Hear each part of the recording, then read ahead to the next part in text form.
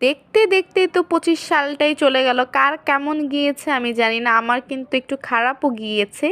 তো সবার আগে তোমাদের সবাইকে আমি জানাই হ্যাপি নিউ ইয়ার 2026।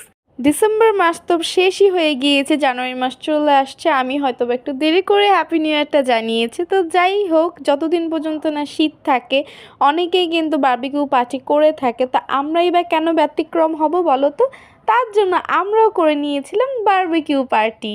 তো ফার্স্টে তো দেখতেই পেলে কেয়াদি ইট এনে সাজালো, তারপর এখানে যারা যারা ছিল সবাই চুলাটা জ্বালিয়ে নিল। তো এখানে আমিও বসে বসে তাপ পোহাচ্ছিলাম। সেদিন অনেকটাই ঠান্ডা পড়েছিল, বাহিরে প্রচুর শীত লাগছিল, সবাই বসে তাপ পোহাচ্ছিলাম।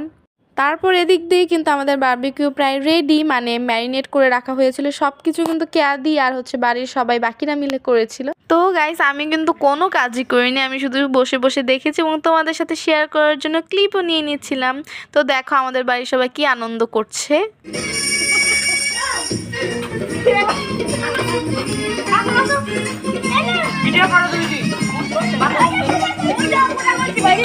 অর্ক তো বললোই আপনারা শুনেন, ভিডিও করো জুই দিদি, ও বারবিকিউ করছে তার জন্য আমি ভিডিও করে নিয়েছিলাম। আমি একবারে যে কাজ করিনি সেরকমও না, আমি কিন্তু ধনিয়া পাতাও বেছেছি।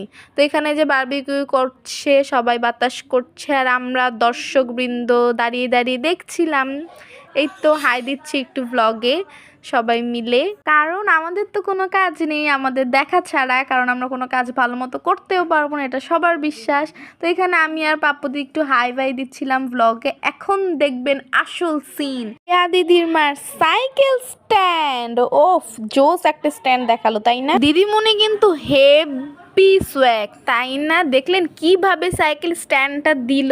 তো এখানে চুলাটা মাঝখানে অফ হয়ে গিয়েছিল, তারপর আবার চুলাটা জ্বালিয়ে নেওয়া হয়েছিল, তারপর আবার বারবিকিউ বসিয়ে দেওয়া হয়।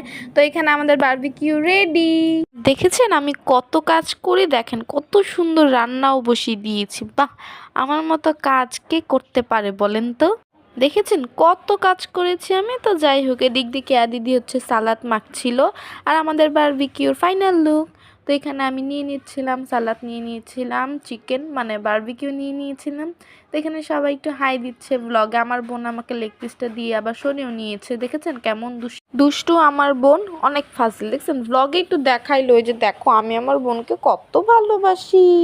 তো যেখানে এটা আমার দিদি ভাই হয়, সবার বড় আমাদের। ও একটু হাই দিচ্ছিল, সবাই আমরা খেতে বসে পড়ি। যে পাপ্পুদিকে তো আপনারা সবাই চেনেন। এই যে টুলু কিন্তু রামেন চ্যালেঞ্জ করেছিল। এই যে আমাদের অক্কদা, আর এখন এই যে আমি, আমাকে তো আপনারা ভালো করেই চেনেন। খাওয়া দাওয়ার পর্ব শেষ করে এখন সবাই মিলে একটু বসছি আগুন পোহাতে, আর এখানেই আমাদের ব্লগটা শেষ হচ্ছে।